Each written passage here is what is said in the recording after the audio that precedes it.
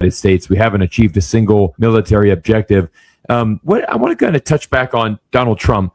And, is he really, looking for an exit ramp here? I mean, do you think that, for example, he will just pull out here and just declare a victory like you had said? His mentor told him, just declare victory at all times? Or do you think this is going to escalate to the point where we could potentially see U.S. troops on the ground in Iran and taking it to that level of conflict? Everybody gets excited over the troops, but we have to understand the troops that have been shipped over there, or flown in, whatever you want to call it, they are largely light infantry. Now, they're good soldiers, good Marines. They're organized, trained, and equipped for missions that went away 30, 40 years ago. But we cling tenaciously to the past when it comes to the American military. So we still have an airborne division ready to drop on somebody somewhere and be utterly annihilated. There's a wonderful book that's called Thriving on Failure. And it's all about airborne forces, and it goes through all the existing airborne forces and how many there are and what there were to begin with. We're the ones who have this large division full of light infantry. But in 1991, when Schwarzkopf, who was an infantry officer, was told, why don't we take the 82nd and let them jump into, say, An Nasiriyah, which was a giant airfield near the Euphrates River. He said, what are you, crazy? How can we be sure that the air defenses there won't open up and kill everybody? He said, forget it. They're not going. So when the 82nd did ultimately get in, they rode on school buses. Kind of a humiliating experience for a paratrooper, but they rode on school buses into the country. Then you have the Marines. The Marines wanted to stage an assault on the Kuwait city port. And Schwarzkopf basically threw them out and said, what are you, nuts? You're going to have more people killed in accidents, and we don't need it. It's too risky. Forget it. It's a waste of time, because the Marines had tried to make a landing on the Iraqi coast. One of the Navy's vessels hit a mine, and that was the end of it, because mines, what do you do about them? How do you know that you've got them all? You only need 2 or 3 mines out there. In fact, a Marine general at the time said all you have to do is see a bunch of people throw 50-gallon drums into the water, and that's the end of the amphibious operation. So we have these light infantry, and presumably they want to use them to seize islands in the Persian Gulf, on the assumption that if you seize 2 or 3 islands, that this is a game changer. I haven't figured out how, because at the end of the day, none of the ships that want to move through that strait are going to be underwritten by insurance. Lloyd's of London won't do it. Won't have anything to do with it under any circumstances, as long as it's a war zone. It was Lloyd's of London that shut down the Strait of Hormuz, not Iran. Now, Iran has got it under control, but how does seizing a couple of islands change that? If anything, assuming they could get to those islands without being shot out of the sky, then they've got to stay there. That means they've got to protect themselves from the tactical ballistic missiles and the unmanned systems. That's specifically, the Shahad drones and all these things that come pouring in with warheads on them with pinpoint accuracy. I don't see anything good emerging from this. And I don't think that Donald Trump, as we discussed before, is prepared to admit defeat. So we're going to see one last, I think, dramatic attempt to crush Iran. After that, anything is possible. But I continue to wonder what the Chinese in particular may do. And then if you look at the rest of the Israeli leaders have been talking openly in ways I think are very, very dangerous, but they're not wrong, but they're doing it publicly, insisting that Turkey is, or as they say now, Turkey is the way they want you to pronounce it, is really postured to attack Israel. Well, from the very beginning, Ottoman Turkey, and then subsequently the Turkish state we have today, has been the 500-pound gorilla in the room. They are a natural strategic power, if you will. The regional dynamics produce that. In fact, if you go back over the last 2,000 years, you can argue you have 2 great powers. One is Turkey, and the other is Persia. Now, the Persians have taken a beating, but they're not going out of business. They're not going under. They're not going to surrender. Israel has taken a terrible beating, and this next round, I think, could be fatal to Israel in many ways. And the Israelis, this is President or Prime Minister Netanyahu and his predecessor, Naftali Bennett, have both said that the Turks are potentially an even greater threat to Israel than Iran. Wow. So I guess the assumption is that they're now going to harness the American armed forces to an attack on the Turks. I don't think that's going to work. Then you have Egypt, and Egypt is a boiling pot, and our friend General Sisi is swimming uncomfortably in the boiling water. He could be gone any minute. He's afraid to do anything for fear that whatever he does may backfire. But Egypt and its population and its armed forces are up in arms and want desperately to punish the Israelis for what they've done to their Palestinian Arab brethren. And then, of course, on the other side, you have Mr. Erdogan and his Ottoman aspirations. They have the largest army in NATO. They have exceptionally competent ground forces, well armed, well equipped. They have missiles, tactical ballistic missiles, theater ballistic missiles, a lot of unmanned systems. They have a substantial navy that can do a lot of damage from the sea. What's to stop the Turks and the Egyptians from suddenly moving decisively against Israel to finish it off? Why would they not do that? The hatred today for the Jewish state in the region is greater than at any point in its entire history. So, all these things are possibilities. I'm not Nostradamus. I can't tell you what's going to happen, but I can tell you the potential is terrible. Right. And then, of course, we haven't talked about the nuclear weapon or weapons that Israel has at its disposal that it could potentially use. Now, the Russians have made some threatening statements, warning the Israelis not to even think about it. The Pakistanis have promised that if the Israelis use a nuclear weapon, they will see to it that Israel is nuked. And, of course, the Chinese have said this would be the demise of Israel. Right. So one hopes that will not happen, but we don't seem to have any control over Israel. Israel seems to have a great deal of control over us. Colonel, what about Donald Trump? I mean, as you're looking at him, we've seen him share this AI image of him depicted as Jesus. And, we just seem to see a lot of crazy things coming out of the White House. Are you worried at all about his mental capacity? I mean, has he really kind of lost it right now? Is he really just not in the right mental space to lead this country anymore? I think that's true. And there is a way to rectify that. That's the 25th Amendment. And that involves the cabinet meeting and deciding to remove him from office. As far as I can tell, everybody in the cabinet lives in fear of Donald Trump. Probably J.D. Vance most of all. So I don't see anything happening there. However, there is a possibility. These Zionist billionaires like Larry Ellison and Ackerman and Zuckerberg and others, decide that he has become more of a liability than an asset to them and their, goals and aspirations for what I would call Jewish supremacy in the Middle East and potentially the domination of the international finance world. Then they could say it's time for him to go. And that might change things because remember, these same people control the Congress. How many people have stood up and spoken out forcefully for an end to the conflict, immediate end to the conflict on the basis of, the Constitution or congressional preferences or anything else? How many have said, we will not fund this any longer? None of that's happened. You can find a couple of Republicans, a couple of Democrats here or there, but the vast majority, quiet. So it'll be interesting when Trump goes down for this, and I think he will. I think at the end of the day, this is going to be a catastrophe, a fiasco. He'll be punished for it. He'll be the scapegoat, so to say, but he's a principal actor in his own tragedy. But the rest of the Congress thinks they're going to skate and walk away from this. I don't think so. I think what's coming economically and financially for us is disastrous. And people are going to say, how could you have done this to us? Right. They'll all be gone. Yeah.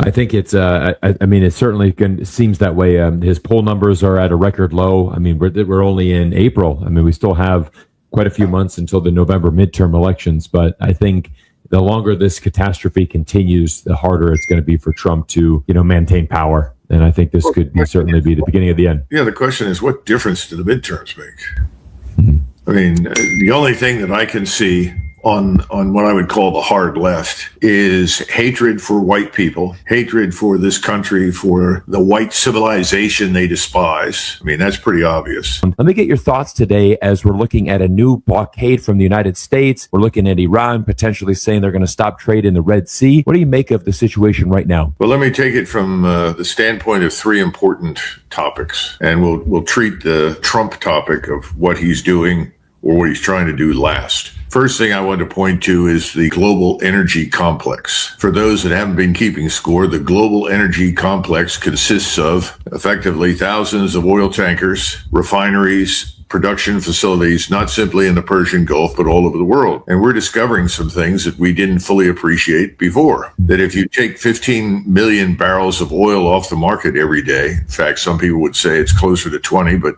we'll stick with 15 at the moment, that this disrupts not just those states that trade with the Gulf Cooperation Council or Qatar or Iran or anybody else. It suddenly affects everyone all over the globe. A good example, of course, is Australia. Has almost no petroleum strategic reserve. They are going to run out of diesel in an estimated 12 to 13 days. They have no refining capability, although they do have some oil left.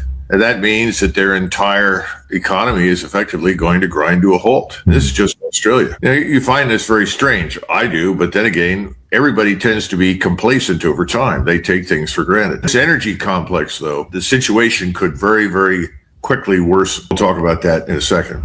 One of the unfortunate consequences is the fact that 35% of the world's fertilizer is gone. It's not available.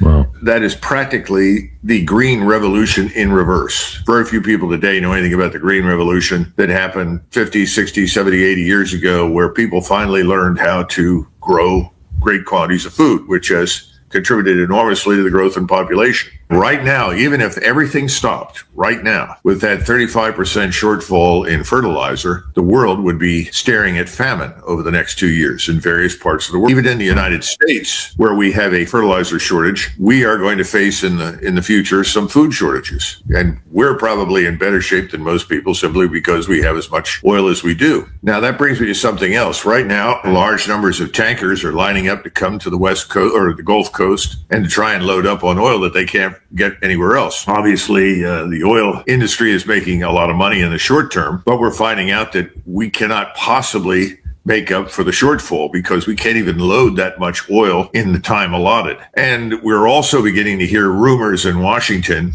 that over the next few months, they're going to have to stop exporting oil because we're going to need it here at home, which means we're also going to see rationing here, which people have no experience with. Wow. I think we need to understand the impact of all this and remember, this is a war of choice. This is something Trump decided to do with the acquiescence of Congress. There was no vote. There was no declaration of war. There was no case made to the American people, frankly. But the energy complex is in ruins. It's going to get worse. The next thing, petrodollar. The petrodollar has been the source of I would argue, much of our prosperity and certainly much of our wealth. And this is the agreement that stemmed from the 1970s where the agreement was essentially that all trade in energy would be in dollars. And that those dollars, once that had been accomplished, those dollars would find their way back into our economy. They would go into our treasuries and help finance our debt and essentially finance debt-based consumption, which is what we're in. We're in debt-financed consumption.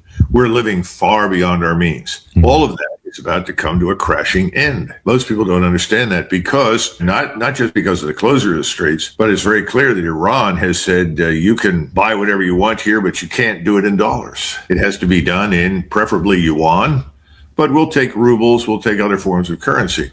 In the meantime, part of the community that has supported this petrodollar and the debt financed consumption in the United States consists of Saudi Arabia and the Emirates. The Emirates are not yet completely destroyed, but certainly I would say they're at probably 50 to 60% and could easily go to 70, 80 or 90%. Saudi Arabia right now is trying to export across the country through the pipeline over to Yenbo and Jeddah and elsewhere and utilize the Red Sea. Well, we have this group called the Houthis that the Saudis waged war against for several years. They're in a position to stop that. They don't have to sink any ships. They just have to destroy the port facilities. Even easier is to simply hit the pipeline. Right. And I used to ride up and down that pipeline in the run-up to Desert Storm. It's very obvious. It's very easy. There's nothing hidden about it. And the major oil infrastructure facilities for refining and producing and so forth, so on, are in Al Jubail, which is an enormous port that's on the Gulf Coast. If that's destroyed, then I would say you're looking at perhaps as much as 10 years to recover inside the Gulf. Wow. President Trump does not seem to have considered any of these things. It doesn't seem to have figured prominently in any discussion because the emphasis from the beginning was always on Israel. We have to do this for Israel. I don't know that the United States historically has ever gone to war exclusively for one other state, another state, especially since our vital strategic interests are not at risk. And we're not at risk time. Now that's changed. But certainly at the time we declared war, that was, or didn't declare war, we just went to war. That was not the case.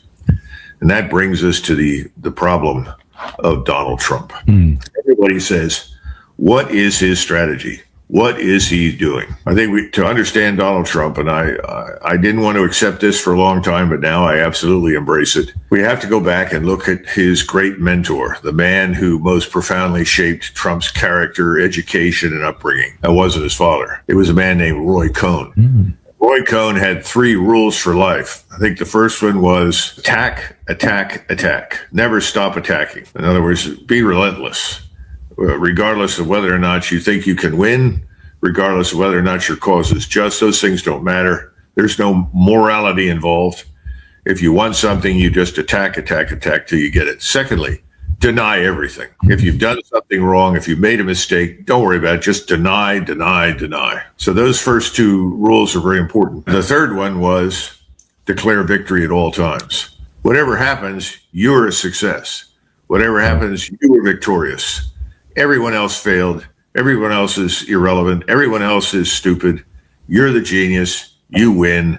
Declare victory, move on. Well, this has certainly served President Trump rather well. After all, he's declared bankruptcy 6 times. You could almost argue that for him and for many people in New York City who operate at that level of hundreds of millions and billions of dollars, bankruptcy is a business model. Right. Because you declare bankruptcy, you start over fresh. And you get money from someone else to build whatever you're going to try to do the next time around. So I think if you understand those things, and you understand if there is anything called a strategy, it falls under those 3 points. And he decided he was going to attack Iran in support of Israel. Now, why would that be? Well, we could spend a lot of time tracing all the money, but clearly without the Zionist billionaires who provided him with enormous money and also herded people into their camp that had previously been against Trump, because the 2020 election was very different from the 2024 election. If you go back and look at it, Zuckerberg and a whole range of other people that had spent hundreds of millions of dollars to defeat Trump were absent. They pulled out. And in fact, they started showing up at Mar-a-Lago to kiss his ring. These people wanted war with Iran. They wanted war with Iran for at least 30, some people would say 40 years. Some people would say 47, but certainly for the last 30, it's indisputable. Right. And the notion was always that Israel will never be safe until all of its enemies are vanquished. And the most serious enemy is Iran. That was the argument. Remember, Iran's the state sponsor of terror in the world and all this. It's all crap. It's not true. Doesn't make any difference. Truth doesn't matter. Remember, rule number 1. So we're going to attack Iran, and then you get into this problem of, well, General, how long is this going to last? What's this going to take? What do you think we can do? And you turn to the intelligence community. You turn to your Israeli friends who are the ones putting you up to this anyway. And eventually it comes down to, well, it probably won't last more than a few days, maybe a week. They'll collapse. We'll get what we want. Well, that's failed. There's any chance of that happening, and only a low-grade moron would have concluded such a thing were even possible. I think the Israelis just lied to him, and he chose to believe the lie. Now he finds himself in a very difficult situation, and he can't admit defeat. He has to deny that anything has failed. And so we keep listening to this trope of, well, we've destroyed their army, or their air force and their navy. Well, they really haven't had an air force since the Shah left the country. Right. There's nothing to destroy. And navy? Well, they had 7 old frigates, which were easy to target and sink. Not a problem. Then they have lots of these small boats. They have unmanned submersibles. They have unmanned craft on the surface. We haven't hit all of those. It's very difficult to do so. And they've got probably pens full of these damn things that they can send out at will. But we're still trying to do what we can. But he keeps falling back on these metrics that are familiar from the past, from Vietnam. Right. If you go back to Desert Storm, you can listen to Schwarzkopf stand up there and say, well, today we destroyed 152 artillery pieces and 300 tanks. Okay, fine. We found out that most of that was crap, was not true. And secondly, it didn't make any difference. It didn't induce anybody to go anywhere. They stayed where they were. We have something similar now with Iran, except that Iran's been preparing for this for at least 20 years. They have built massive underground complexes. The amount of damage inflicted on them is only visible on the surface, and it doesn't seem to have had much impact on their ability to continue launching missiles at all kinds of ranges up to theater ballistic missiles, and they seem to have thousands and thousands of unmanned systems or drones left. Right. So that hasn't worked. And there's no evidence that Iran is starving. There's no evidence that Iran is about to disintegrate. There's no evidence that Iran is about to suffer tremendous unrest. If anything, there's a lot of evidence that we forced a great deal of cohesion on Iranian society. So that brings us to the final question. What are we going to do? And what about the blockade? Well, I would argue the blockade is not as serious as the president would like everyone to think. I think the blockade is part of this ceasefire facade. What's the ceasefire for? It's to replenish, refurbish, refit, refuel, rearm. That's what is going on in our camp.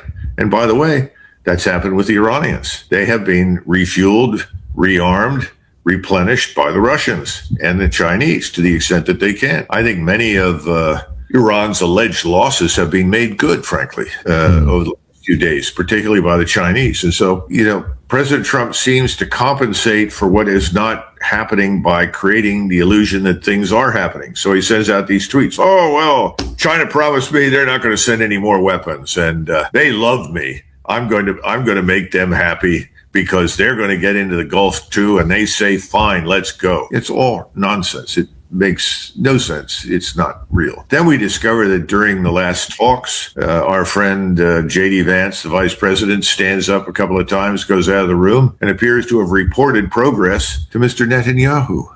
And we see that Mr. Witkoff and Mr. Kushner, two people who are not strictly speaking part of the government, have no diplomatic credibility. They've never done any work like that in the past. They just happen to be Trump's billionaire friends and Jewish, and apparently Zionists. That's enough to qualify them to go represent the interests of the United States and the American people. Put this picture together and you ask, well, what are you going to do now, Donald? And I think Donald has concluded that he only has one option, and that is to utterly destroy Iran, because he thinks that will compel the disintegration of the Iranian state and society, and ultimately compel the Iranians to do whatever the Israelis want them to do, because after all, that's what this is all about. We are not making demands. We say there are demands, but they are Israeli demands. What's the first Israeli demand? No more uranium enrichment. Absolutely off the table. Have to give it up completely and have to surrender your sovereignty to us by allowing us to inspect and ensure that that's the case. Well, the Iranians aren't going to do that. If they've learned one lesson from this war, they've learned that if you don't have a nuclear weapon, you are vulnerable to attack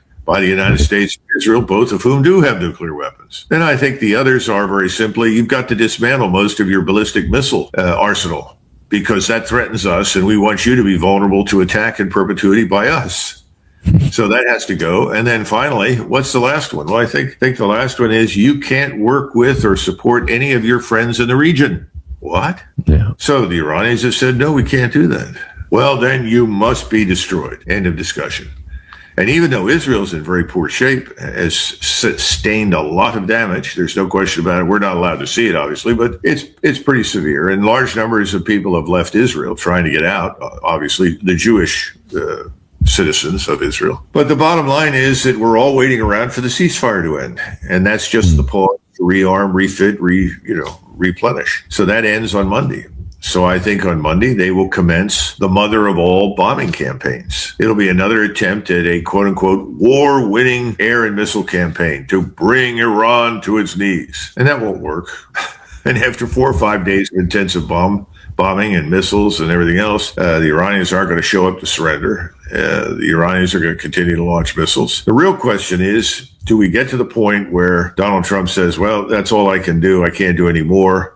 I'm declaring victory. Can he leave at that point? Right. Well, it depends on who you are. If you're Donald Trump, you may not be able to leave. People will say, wait a minute now. You're going to turn over everything in the Persian Gulf to all of these other people and turn the strait over to the Iranians? You can't just do that. Of course, we've already done that.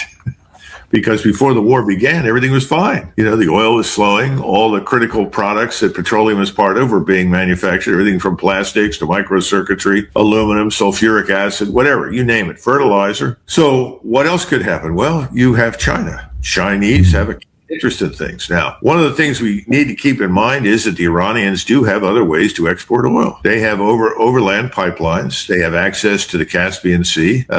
Between those two and the railroads and everything else, they can move oil to China. Now, I can't tell you how much, but I can tell you that they've done that. They have that system in place, and they will do it. So it's not a complete washout for Iran, as President Trump would like to believe. But will the Chinese become involved in some way? They want access to the oil. They want access to the Persian Gulf. But if you're sitting in Beijing and you're watching us, you may be saying, these people are maniacs. The next thing you know, they're going to station missiles on Taiwan and dare us to attack. They'll want to attack us over Taiwan. We can't allow that to happen, because right now you just had the leader of the majority party in Taiwan visit Beijing, talk to the leadership, President Xi, and they all said, look, we're good. There will be no war. Right. There's not going to be a war. And in all likelihood, we will vote ourselves into China. This is going to happen. This is back to the evolutionary program that was already in place before we decided to challenge China's interests on China's turf. Maybe the Chinese decide to become involved now. I don't know. They could. And then there are the Russians. And of course, the Russians have just they estimate 1 trillion rubles as a windfall profit above and beyond what they were getting for their oil. Lavrov was just in Beijing. He says, we're going to drill, baby, drill. And we're going to supply everything we possibly can to you and the Japanese and the Koreans and everybody else. But we're going to make sure you, China, get what you need. And now we're seeing that there are buildups of troops inside Ukraine on two principal axes. One is from Sumy that goes due west towards Kiev, and the other is in the south that would lead up through Zaporozhye, cross the river, and move down into Odessa. I would not be surprised if we see Vladimir Putin say, well, at this point, let's get this over with once and for all. I mean, he's effectively won strategically, but, everyone's tired of this annoyance of Ukrainian drones being flown because they have nothing else to send. They don't have anybody that can attack anymore. They just send people out to die on the battlefield. All of these things somehow or another are going to converge in a way that is bad for us. So that's my synopsis of the global goat screw, if you want to call it something. That's what I think it is. Yeah, that's a fascinating insight, Colonel. And I just wanted to give you the floor there, let you talk, because you had so many good ways to pull all of these global ones together. I mean, I think what we're looking at is, so far, we're coming into the 7th week at this point. And they'll do whatever they can to undermine the rule of law and promote unrest in the country. That's the hard left. But the rest, what difference is there? I mean, they're all basically going to do the same thing. It's all about self-enrichment. Right. They are all part of what I call the larger Epstein class. What part of the Epstein class do you want to vote for in November? You've made a good case for that. I think the next move is going to be probably more escalation from the United States. After this ceasefire ends, potential one last attempt to really bomb Iran into oblivion. How long do you see that lasting? How long do you see this conflict? Like, if I could get your predictions on, what do you see from here? And my suspicion is that General Kane, who is essentially the chief executive for this operation. He's an airman. He thinks in terms of bomb tonnage, targets attacked, and so forth. If he walks into the Oval Office after 3 to 4 days and he doesn't have concrete evidence for imminent collapse or disintegration, they'll start talking seriously about how they disengage. Now, how would you disengage? The intelligent thing is, first of all, don't go through another bombing, which is a waste of time. I wish that would not happen. The intelligent thing is to say, look, we've done as much as we can do, and we have not been successful. There is only one way forward, and it is not military power.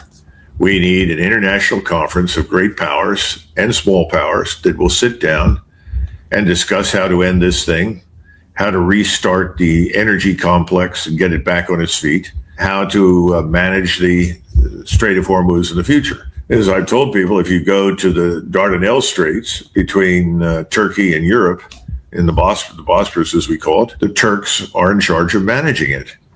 And that Montreux Convention was achieved in 1926, and the Turks have handled it very efficiently and very competently.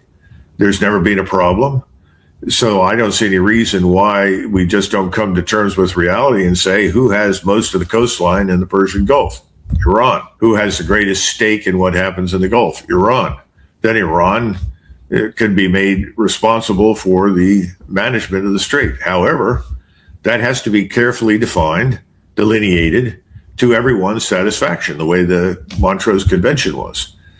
But you're asking Donald Trump to turn on Netanyahu, turn on the Zionist billionaires and say, look, we can't do this anymore. This is harming the United States. We've gone too far. Is he the sort of character who's going to do that? I don't think so. I think he's Roy Cohn's man. And Roy Cohn's man is going to say, attack, attack, attack, deny everything, insist everything is great and victorious. So I don't pay too much attention to all of these, 2 in the morning tweets and things that come out, or X posts.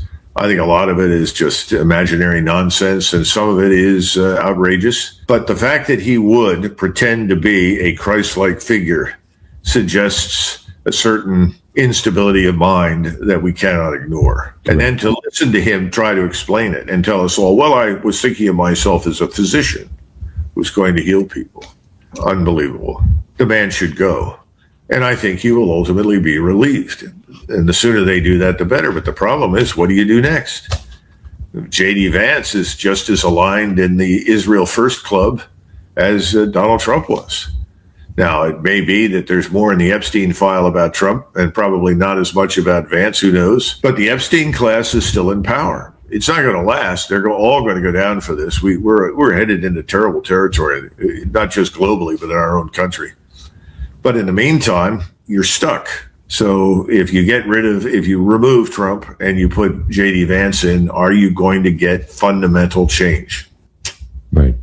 Hard to imagine. Yeah. It'd be very hard to imagine. Well, Colonel, I just want to say thank you so much for your incredible time today. It is always so fascinating to chat with you. Tell everybody where we can find more of your work. I know you have a growing Substack that's doing really wonderful. Let everybody know where we can follow you. Yeah, it's called Macgregor Warrior Substack, and I invite people to go look at it. I've done 2 things, actually. A lot of people have told me.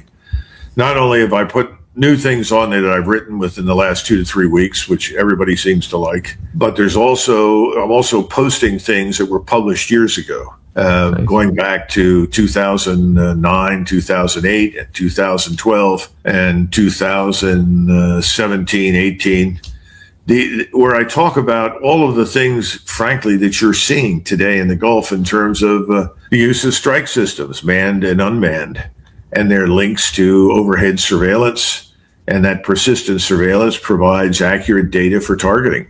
So Iran has effectively turned everything from 500 to 1,000 miles beyond its border into a killing zone. Because if you show up there and you're going to be seen, you're going to be detected. If you can be seen, you're going to be targeted. If you can be targeted, you can be killed. It's that simple. This is the 21st century way of war. We're using